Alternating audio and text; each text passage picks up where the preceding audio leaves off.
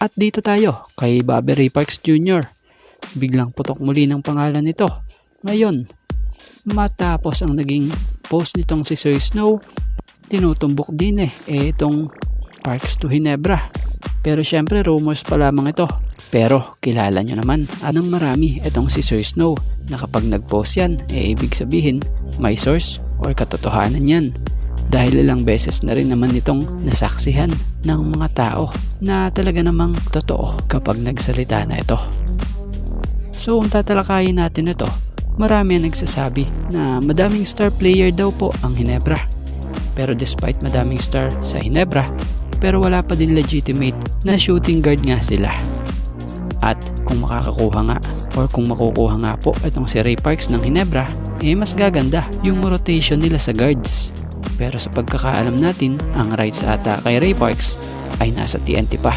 So kaya naman, kung talagang hindi ito mapapakinabangan talaga dito sa TNT, baka nga raw i-trade ito. So speaking of trade, may ilang rumors na lumalabas na yung Maverick Ahmese raw.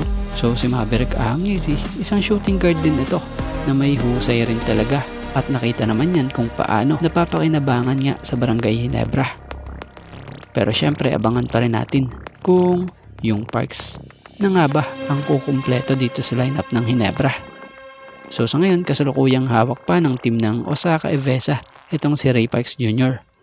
Pero tingnan natin after ng season na to sa B-League kung may magaganap ba na possible Ray Parks to Ginebra. Speaking, Justin Brownlee. Mukhang sumasang-ayon ang panahon kay Gilas Naturalized and Barangay Ginebra resident import Justin Brownlee Batay nga sa nilabas na report dito kay JB, etong si Justin Brownlee nag-undergo na ng surgery pala nung mga nakarang araw pa to his dislocated right thumb.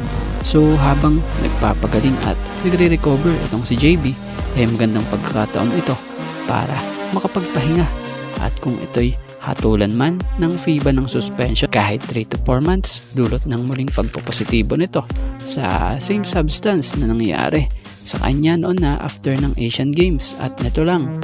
So sa ngayon, wala pa naman daw nababalita kung anong kaparusahan, pero balita ay Brownlee's US lawyers are prepared to plead his case back by a doctor's prescription.